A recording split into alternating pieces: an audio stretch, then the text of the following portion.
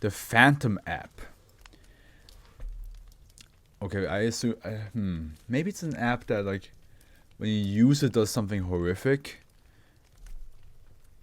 And then I don't think that's what it is. But all I can think of is an app that vanishes occasionally. But I feel like it needs to vanish because it has to have like a reason to vanish. It shouldn't just be like vanish and that's it. I think it needs to do something. Like maybe like it. I don't know. Maybe it steals all your credit card information and then it's just like boop, gone. Ooh. Ooh.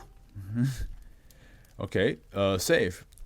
Instances of SCP-1333 are to be contained on non-volatile media. If possible, the recommended format is a 16 GB micro SD card contained inside a plastic case and kept in a dry, climate-controlled room. Multiple instances of SCP-1333 may be stored in close proximity, while in dormant media it is completely harmless. Any instances of SCP-1333 are to be stored inside a sensitive compartment information facility. No digital media players of any kind are to be allowed into this SCIF for any reason, and any personnel both entering and leaving the storage area should be thoroughly searched for disks, SIM cards, media players, smartphones, or other electronic devices and storage media. Anything that can basically, store data, right? Which is all that stuff. Disks, SIM cards, media players, smartphones, or so I assume also laptops or desktops, PCs, and all that stuff. SCP-1333 should never be placed inside a working cell phone without prior authorization from site director. Only unlocked prepaid phones are allowed to be used for these experiments, and any phone to be used for this experiment should never have service activated. Experiments should be performed on the ground out of range of any cell phone broadcast towers in a shielded facility to prevent satellite link up. After experimentation, any phones used for testing SCP-1333 should be destroyed. We also have a micro SD card containing a single instance of the anomalous program SCP-1333. But what does it do? So it looks like if one phone has the SIM card in it and it's connected to the chief to all the roaming and the data around us, shit will go wrong. Something will happen. To prevent SCP-1333 from affecting civilians, Foundation agents are to be placed on the staff in charge of managing programs on the data distribution networks for any companies provided service cell phones. Any instance of SCP-1333 on network drives should be contained as soon as possible. SCP-1333 is the collective term for multiple instances of an anomalous entity manifesting as a mobile application that is believed to have begun circulation in 2008. The program appears under many names, often purporting to be a harmless program targeted to males and females aged 18 to 22. When the program is first downloaded, SCP-1333 remains dormant until first use on the phone. Due to the obvious variances in personal use, this dormant period may be a few seconds to the theoretical functioning lifespan of the phone. Due to this, it is believed that instances of SCP-1333 exist on phones that have not yet activated the program and thus remain dormant. This poses a great threat of distribution to recycled phone organizations and third-party stores which sell refurbished micro SD cards and cell phones. Yeah, that's... Is there a way to keep track of that, though? Like, I don't think you can really find that out then. Whatever the effect is, you would have to let it happen to be aware, like, okay, that phone has an SD card that makes that happen. Or that phone used to have the SCP in it, and now it has a different SIM card, but it's still stored inside that phone.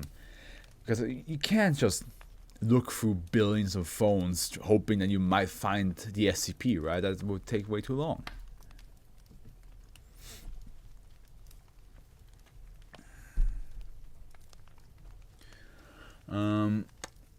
SCP-1333 has at this time been found disguised as a multitude of mobile applications, including navigation, social networking, entertainment, music, productivity, and others.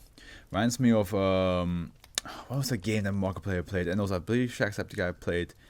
That was all about like where they were on the phone, and it was like a horror game. Markiplier phone horror game. Simulacra, it's a simulacrum. Yeah, exactly. I feel like that's like, I get that kind of vibe from this, you know. I might be wrong though. The entity appears to affect any person who uses the program regardless of the ownership of the phone containing it. Initially, the downloaded program works as expected. After sufficient use of the program manifestation of SCP-163, the phone will begin to exhibit symptoms indicative of a glitch and may receive text messages from unknown numbers. These messages are typically in the form of single words in uppercases and often have a negative or hostile connotation such as never, wrath, and bleed. Very simulacra, right? The phone having a glitch and then text, you get receiving random ass text is very simulacra. As use of SCP-163 continues, the secondary anomalous effect occurs. If the phone is equipped with a camera, the phone photo album will be altered to include photos that have not been taken by the user, or feature him or her. These range from trivial images of the subject taking his or her own picture in the mirror to images of the subject located in places the subject has never been. With continued use, SCP-163 will generate progressively more disturbing images, sometimes featuring the subject with severe injuries or in traumatic scenes, featuring death, dismemberment, and torture. At least one instance of SCP-163 manifests in an image containing a deceased relative of the user. That's very fucked up. That's messed up. Yeah. Again, very simulacra. I definitely feel that with this one. A photo that appeared on a phone infected with SCP-163. Subject of the photograph is the phone's owner, who asserts he has never been to the location depicted in this photograph. I wonder if that's the actual person who wrote this SCP, or maybe that's like a relative to the person who wrote this SCP and was like, hey, are you down being part of this whole thing? He's like, yeah, what do you want me to do? It just goes to like a random mountainous area and take a selfie. It's like, oh, okay, sure. SCP-163 was first discovered in a brand smartphone in New York. A female subject, age 18, called the police and filed a report of cyber stalking, claiming an unknown person was sending digitally altered and disturbing images to her phone. This phone was examined by an embedded SCP agent who discovered the entity inside a photo sharing application. The subject was given Class A amnestics and the police report was suppressed. That's what I'm saying. That's what I'm saying though, like, for the Foundation, the only way to like know which phone has the SCP in it would probably be when it's actually activated and people would phone the police and be like, hey, or phone tech company be like, hey, something's weird happening with my phone. I don't understand. Can you guys come by and check it out?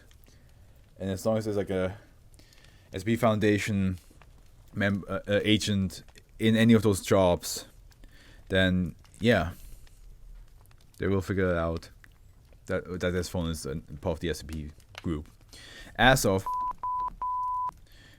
SCP-163 is discovered to have infected the mobile implication network of all major mobile networks, including and addendum B.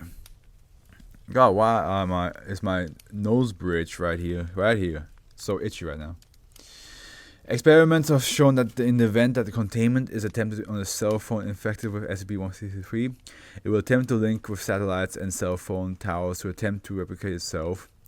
It is hypothesized that this is a form of self-preservation, and for this reason, any phones infected with SCP-163 should be contained in a shielded environment before extraction is attempted. Yeah, I think me calling this the simulacra, I'm not sure if it's inspired by a simulacra or if a simulacra was inspired by this, or if it's just pure coincidence. They're very similar, but that's what it feels like.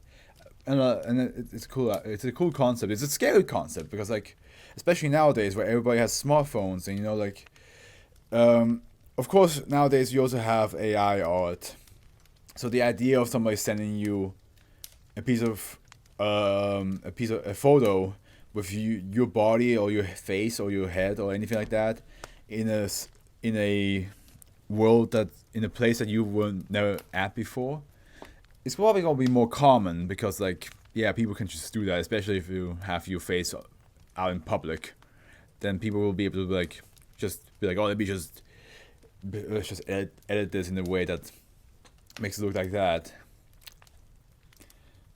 It's still a scary concept because like at the end like somebody is like out there like, especially if it's sent directly to your phone number, and like I don't know how they got my phone number and who this person is. That's scary.